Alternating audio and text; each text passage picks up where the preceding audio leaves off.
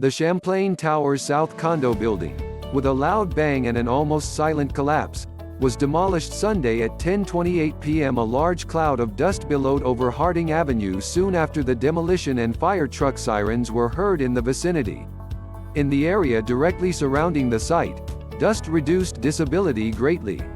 While officials earlier in the day had said there was no specific time for the implosion, giving a timetable of between 10 p.m. and 3 a.m., it was clear it was close to happening around 10:15 p.m. That's when police cruisers with loudspeakers drove through the shelter-in-place zone surrounding the Surfside condominium site, advising all residents to remain inside their homes.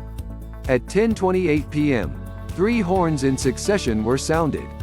About a minute later, there was the sound of loud cracking explosives, and then the building collapsed in on itself, as planned.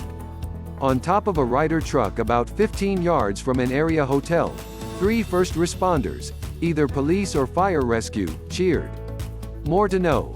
High-rolling developer of collapsed Florida condo faced legal money woes during project. The smoke and dust that billowed from the site cleared within about 15 to 20 minutes.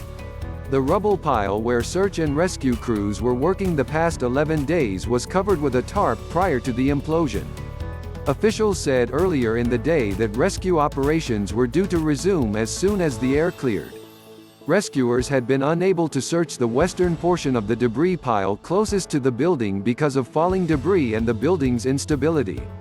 Miami-Dade County Mayor Daniella Levine Cava had said during the weekend that the demolition team would use energetic felling, which uses small strategically placed explosives.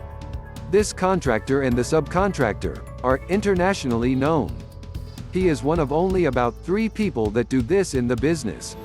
We picked the best of the best, Florida Division of Emergency Management Director Kevin Guthrie said. Levine Cava said no building evacuations nearby had been suggested, which would include the Champlain East and North towers to the north of the South Tower and the 87-place condo just to the south. Guthrie said Sunday there was a high degree of confidence that the building would come down right where they wanted it to come down. Many of the residents forced to evacuate the South Tower left much of their lives in the condo, and they have not been allowed in since.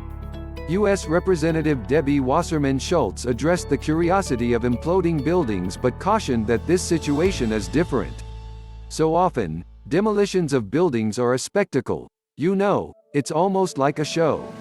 And this particular demolition is certainly the furthest thing from that, she said, noting that it is a tragic situation for not only those still hoping that their relatives survived but also for those who will lose their belongings.